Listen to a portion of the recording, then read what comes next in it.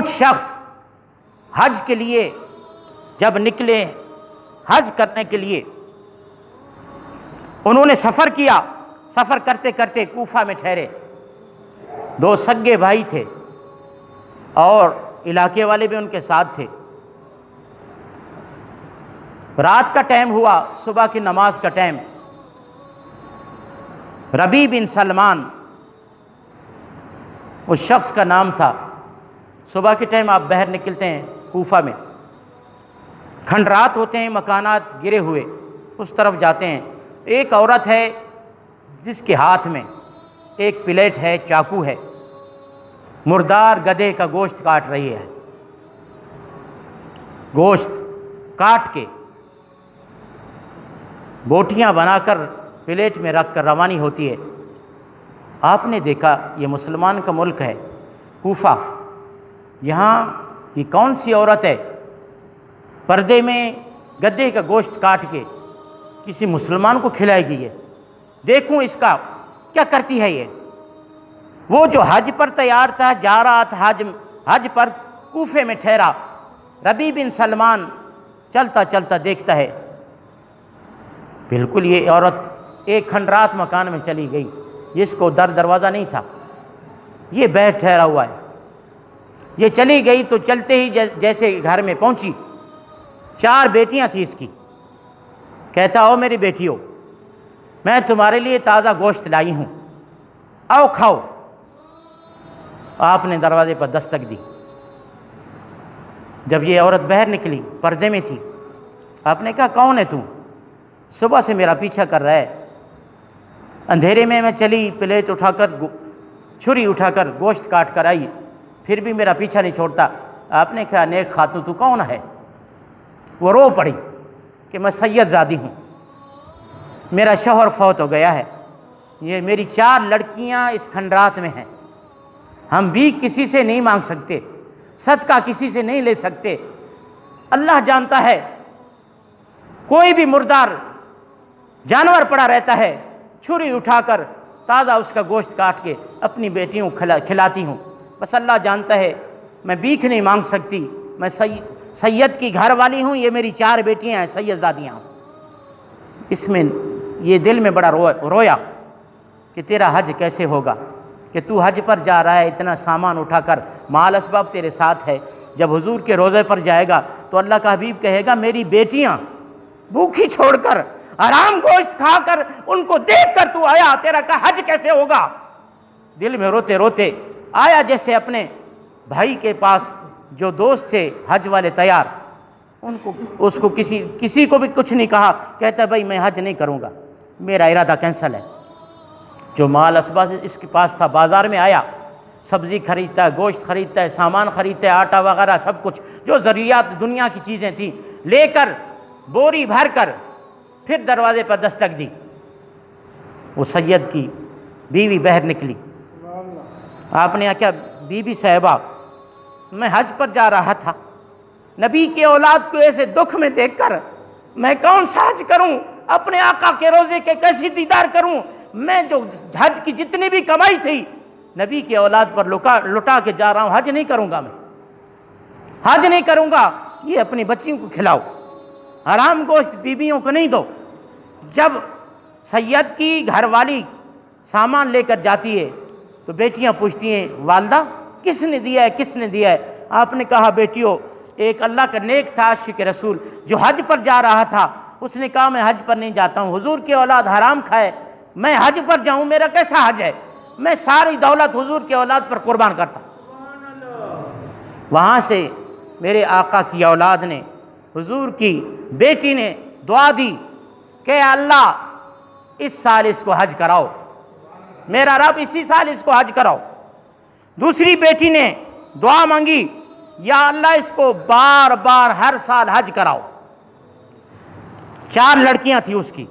तीसरी लड़की ने दुआ की, या अल्लाह जो दौलत हमें दे रहा है, हम पर लुटा रहा है, इसको दुगना करके दो। चौथी लड़की ने, हुजूर की बेटी ने दुआ की, या अल्लाह इसका हशर हमारे नाना जी के साथ करना, क़यामत वाले दिन इसका हशर हमारे नाना जी के साथ करना। जब अल्लाह का नेक बंदा आया अपने करीब दोस्तों के साथ, रिश्तेदारों के साथ, कहता है लोगों मेरा हज का इरादा कैंसल है। उन्होंने कहा क्या तूने लड़की देखी है, क्या कूफा में शादी करना चाहता है? आपने कहा शादी करना नहीं चाहता, लेकिन मैंने अपने हज का इरादा कैंसिल कर दिया, नहीं जाऊंगा। हो सका अल्लाह ने मुझे दिया तो दूसरे साल चला जाऊंगा। भाई ने कहा चल मेरे साथ यार, सक्का भाई है तू मेरे साथ चल, हम दर्द होगा। उसने कहा मेरा कोई इरादा नहीं हज करने का।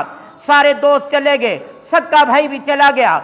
जब चले गए बैतुल्लाह का तवाफ करने लगे, सफ़ा मरवा की साई करने लगे, मकाम इब्राहिम के सामने नफिल पढ़ने लगे, आबे ज़मज़म पीने लगे। जब बैतुल्लाह का ज़ियारत का तवाफ, फर्जी तवाफ करने लगे, बैतुल्लाह से आवाज़ आई रबी बिन सलमान का हज कबूल, रबी बिन सलमान का हज कबूल। अल्लाह के बैत से आवाज़ आने लगी फलाने हाजी का हज कबूल, हज पर आया नहीं है, बैठा कूफे में है, शर्म के मारे कूफे में बैठा है, इलाके में भी नहीं जाऊंगा।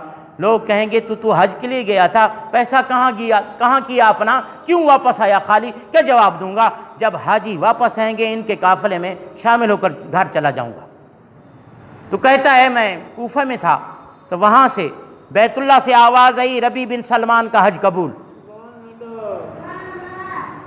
वही इसके इलाके के हाजी कहते हैं हम क्या देखते हैं, हजर अस्वद को बोसा देने के लिए आए, क्या कहते हैं कि रबी बिन सलमान हमसे पहले बोसा दे रहा है, हम बैतुल्लाह का तवाफ करते हैं, हमसे पहले बैतुल्लाह का तवाफ कर रहा है, हम मकाम इब्राहिम पर नफिल पढ़ते हैं, हमसे पहले नफिल पढ़ के चला जा रहा है, हम आबे ज़मज़म पीते हैं, क्या देखते हैं कि हमसे पहले पीकर चला जा रहा है, हम सफ़ा मरवा की साई करते हैं, क्या देखते हैं हमसे पहले 7 चक्कर लगा के वापस चला जा रहा है। आंखों से देखते रहे कि फलां जा रहा है, लेकिन नजर आता है पीछे दौड़ते तो गायब हो जाता है।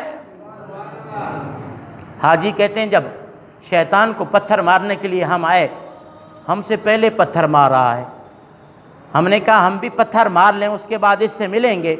जब हमने पत्थर मारे तो ये गायब हो गया, नज़र नहीं आया।